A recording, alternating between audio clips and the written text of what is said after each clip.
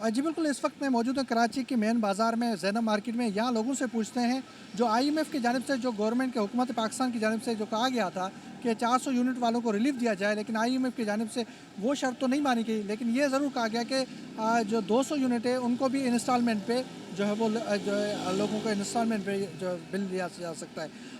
दूसरी जानब गैस महंगी हो रही है, तो इस हवाले से कराची के शहरियों से पूछते हैं या ताजिरों से पूछते हैं वो इस हवाले से क्या करते हैं। आइए मेरे साथ। हम सोच ही गलत रहे हैं। मेरा कहना यह है कि हम सोचते गलत हैं। इन्फ्लेशन ने प्रॉब्लम क्रिएट किया हुआ है। बिजली महंगी नहीं हो रही, आपकी रुपीस की वैल्यू डे बाय डे गिर रही है। अच्छा, हम अपने साथ सिंसियर नहीं हैं। लोग जो है कमोडिटी के तौर पे डॉलर को बक्सों में बंद करके बेडों के नीचे रख रहे हैं। ठीक है, तो जब आप मार्केट में आपका फ्लो नहीं होगा ये पैसे का, तो अल्टीमेट जो है आपका डॉलर या रुपी जो है वो इन्हेंस हो रहा है। बिजली महंगी नहीं, कोई चीज़ महंगी नहीं हो रही। हमारी सोच जो है, हम सोच ही नहीं रहे। हम बस सोचते हैं महंगी होगी और जुलूस और जलसा करें।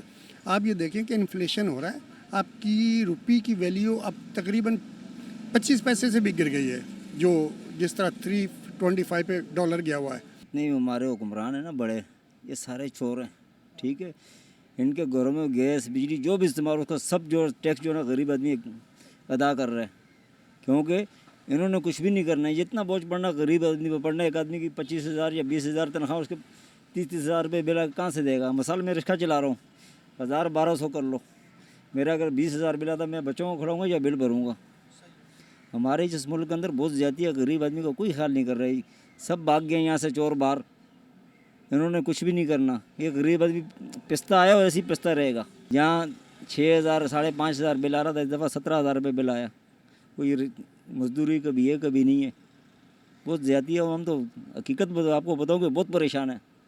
आटा देख लो, चीनी देख लो, किसी चीज़ बंदा शाम को घर जाता है, बच्चों के लिए फ्रूट खरीद के नहीं ले, यार क्या ले बंदा। देखिए, मुल्क में इतनी महंगाई है, बिजली के बिल अब देखें नायाब बन गए हैं। अब लोग खाने के दोने वाले खाने को तरस रहे हैं हम ना, तो बिजली के बिल इतने आ गए हैं कि ये हम पे मुसीबत है बड़ी। हम पे बम गिराए जा रहे हैं। हुकूमत कोई भी हम पे एहसान नहीं कर रही। हमें जीने का हक दिया जाए, ये अब इन्होंने हमसे जीने का हक भी छीन लिया है। एक तो मुल्क में इतनी महंगाई है, ऊपर से इतने बिल आते हैं, घर किराए के हैं, बिल कैसे अदा करें। देखिए, ये सिर्फ ऐलानात ही होते हैं, बस ये ऐलानात तक महदूद होते हैं। बाकी आवाम पीसती रहेगी, ये बम गिरते रहेंगे आवाम के ऊपर।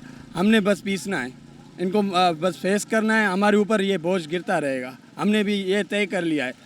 हुक्मत को कोई फ़िक्र नहीं है हमारी, बस खाली ऐलानात होते हैं। सर, इंस्टॉलमेंट करें, कुछ भी करें, लेकिन ये बिजली के रेट कम नहीं कर सकते हैं जब तक बिजली चोरी ना पकड़ी जाए। और बिजली चोरी पकड़ने के लिए ये पावर कंपनियों के स्टाफ भी मुलविस होता है। अगर ये अमले को, जिस इलाके में बिजली चोरी हो रही है उस अमले को मुअत्तल करें, बोलें जिस इलाके में बिजली चोरी हो रही है वो अमला मुअत्तल किया जाएगा, तो आप देखें बिजली चोरी ख़त्म हो जाएगी और बिजली के बिल भी कम हो जाएंगे और भी बहुत सारे फ़ायदे हो जाएंगे। जैसे लोड शेडिंग भी ख़त्म हो जाएगी और भी बहुत सारी सहूलतें आवाम को मिलेंगी। लेकिन जब तक ये बिजली चोरी नहीं ख़त्म होती उस तक ना इंस्टॉलमेंट कोई फ़ायदा देगी, ना बिजली के बिल कम होंगे और ना आवाम का एहतजाज कोई रंग लाएगा। क्योंकि जब तक चोरी होती रहेगी बिजली के बिल कम ही नहीं हो सकते। जो बिल जायज़ भर रहे हैं वो तो जायज़ भर रहे हैं, जो चोरी कर रहे हैं वो उनका बिल भी दूसरे अदा कर रहे हैं। भाई, मेरी जो पहले हुकूमत गई है उन्होंने हमारा ये हाल करके चली गई है कि आईएमएफ से कर्जा ले लेके हमारी ये हालत करके चले गए कि हमें अभी इंस्टॉलमेंट भी हमारी बंद हो जाएगी 200 यूनिट वाले की भी। मेरे भाई, बिजली आती नहीं है, बिल भरपूर आते हैं और 200 यूनिट 400 यूनिट वैसे ही खुद लगा देते हैं। ये एरियस पे भेज देते हैं पैसे। मेरे भाई, कहाँ से भरेंगे हम लोग पैसे यार? ये बताओ, आपने मुल्क का ये हाल करके रख दिया है। मुल्क को संवारने के चक्कर में ये आई थी पीडीएम, जिन्होंने बोला था कि हम तुम्हारे को सस्ता कर देंगे, समझो ना, 100 रुपये पेट्रोल कर देंगे, खाने पीने की अशिया सस्ती हो जाएगी। ये तो उससे भी 300 रुपये से ऊपर चली गई है सत्ता पूरी। मेरे भाई बताएं, हम कहाँ जाएं, किसको वोट दें, किसके पास जाएं? आपने हमें यहाँ पर ला के खड़ा कर दिया। अगर हम किसी के दरवाजे पे जाते हैं कि भाई आपने महंगाई कर दी है, तो वो जवाब नहीं देता है। तो भाई किस साइड पर जाएं हम?